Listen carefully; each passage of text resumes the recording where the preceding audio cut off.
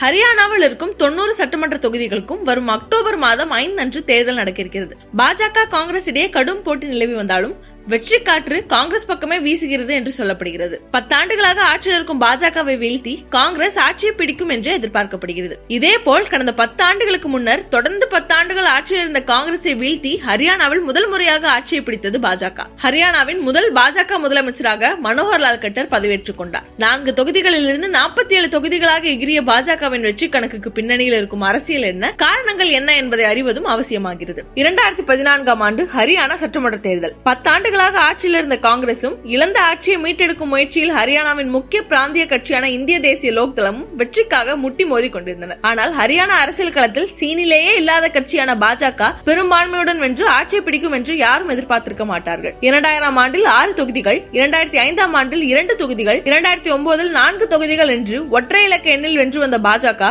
2014 தேர்தலில் ராக்கெட் வேகத்தில் வளர்ந்து 47 தொகுதிகளை கைப்பற்றியது. முதல்வர் வேட்பாளரை கூட அறிவிக்காமல் மோடியின் முகத்தை மட்டுமே கொண்டு பிரச்சாரங்கள் செய்து ஹரியானாவில் முதல் முறையாக ஆட்சியை பிடித்தது பாஜக. சட்டமன்ற தேர்தல் நடப்பதற்கு சில மாதங்களுக்கு முன்னர் நடந்த மக்களவை தேர்தலில் தன் முதல் மைல்ஸ்டோன் வெற்றியை பதிவு செய்தது பாஜக. ஹரியானாவில் இருக்கும் 10 மக்களவை தொகுதிகளில் 7 தொகுதிகளில் வென்றது. அதனால் தொடர்ந்து வந்த சட்டமன்ற தேர்தலில் மிஷன் 60, அதாவது ஹரியானாவில் இருக்கும் 90 சட்டமன்ற தொகுதிகளில் 60 தொகுதிகளுக்கும் மேல் வெல்ல வேண்டும் என்ற இலக்கை நிர்ணயித்து வெற்றிக்காக பயணித்தது. நிர்ணயித்த இலக்கை அடையாவிட்டாலும் ஆட்சியை பிடித்தது பாஜக. அதற்கு பின்னணியில் சில முக்கியமான காரணங்களும் பாஜகவிற்கு கை கொடுத்தது. முதலாவதாக காங்கிரஸ் மீதான அதிருப்தி. 10 ஆண்டுகளாக ஆட்சியில் இருந்த காங்கிரசின் மீது கடும் அதிருப்தி நிலவியது. ஹரியானாவில் ஜாட் முகமாக இருந்த காங்கிரஸ் முதல்வர் பூபேந்திர சிங் ஹூடா மீது ஜாட் மக்களே கடும் அதிருப்தியில் இருந்தனர். அதே நேரம் ஜாட் சமூகத்தை சேராத மக்கள் மற்றும் தலித் வாக்குகளையும் அந்த நேரத்தில் இழந்திருந்தது காங்கிரஸ். அதற்கு முக்கிய காரணமாக சொல்லப்பட்டது ஜாட் சமூகத்தை சேராத தலைவரான பஜன்லாலை ஹூடாவிற்காக ஓரங்கட்டி இருந்தது காங்கிரஸ். காங்கிரஸுக்கான பாதகங்களை தனக்கு சாதகமாக மாற்றி வெற்றியை தன் வசப்படுத்தியது பாஜக. காங்கிரஸ் ஒரு புறம் என்றால் ஹரியானாவின் முக்கிய பிராந்திய கட்சியான இந்திய தேசிய லோக்தளத்தையும் புறக்கணித்திருந்தனர் ஹரியானா மக்கள். ஊழல் கட்சி என்ற பெயரால் தன் செல்வாக்கு இழந்திருந்தது இந்திய தேசிய லோக்தளம்.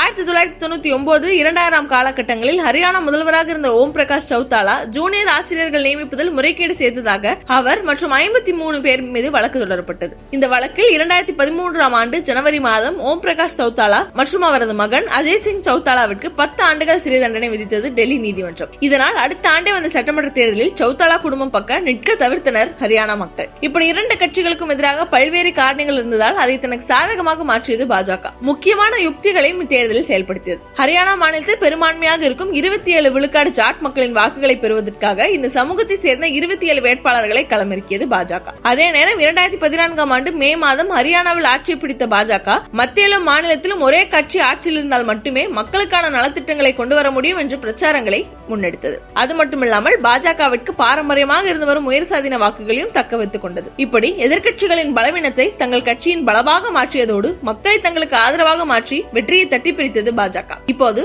அதே போல் காங்கிரஸ் பாஜகவிடம் ஆட்சியை பறித்து திருப்பி கொடுக்குமா என்பதே எதிர்பார்ப்பாக இருக்கிறது.